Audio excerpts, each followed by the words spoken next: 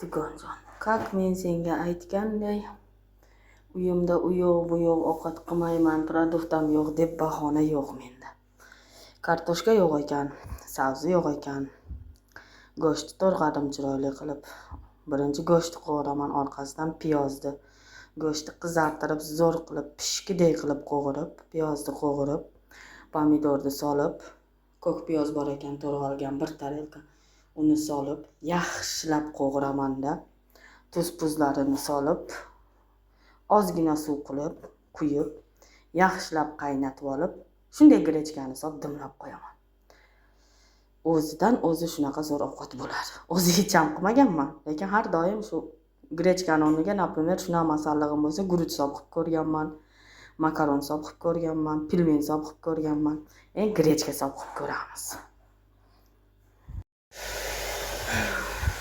Aytganimdek, birinchi go'shtni sovulasan, chiroyli qilib, yaxshilab qizartirib qo'g'iriladi. Keyin piyoz, keyin pomidori. Mana dugonjon, piyoz, go'sht yaxshilab qo'g'irilib, endi pomidorni solib. Shunaqa qilib, chiroyli qilib qo'g'irib olamiz. Mana shunday dugonjonim, chiroyli svetda paydo bo'ladi ovqatimiz.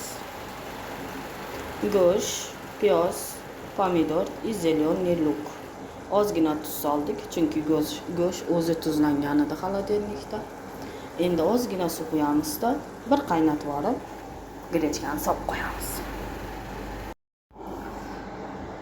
Mana dugon, hamma narsani bismillah deb qozonni chayqab olib, go'shtni qo'g'irib, orqasidan piyoz, pomidor, ozgina zelyoniy luk bor ekan. Uni ham qo'shib qo'g'irib, tuzini sepib, go'sht tuzlangandi, shuning uchun ozgina tuz sepdim. Suvni quyib, oldin hammasini yaxshilab qo'g'irdim-da, keyin suvni quyib 25 minut qaynatib oldim. Chunki go'shtni rosa chiroyli qilib qizartirib qo'g'irdim, go'shtim pishirdi.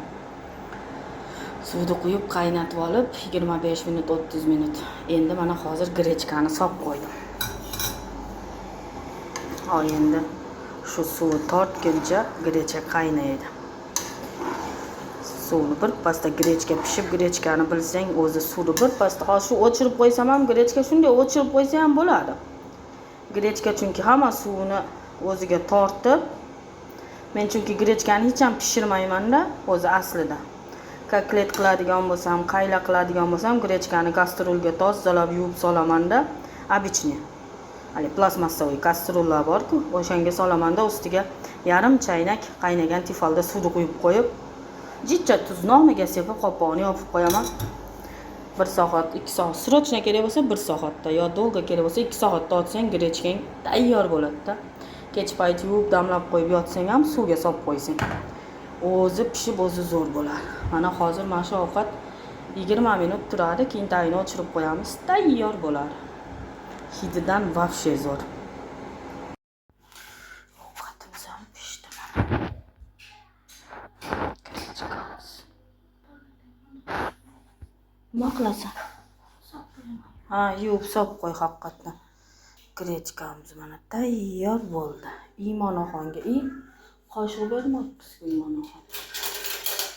Imonoxonga qoshiq. Mana. Ovqatlarimiz tayyor bo'ldi mana.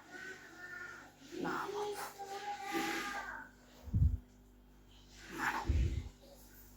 Kelaversan dugonajon. Shunaqa chiroyli bo'lib tayyor qildik.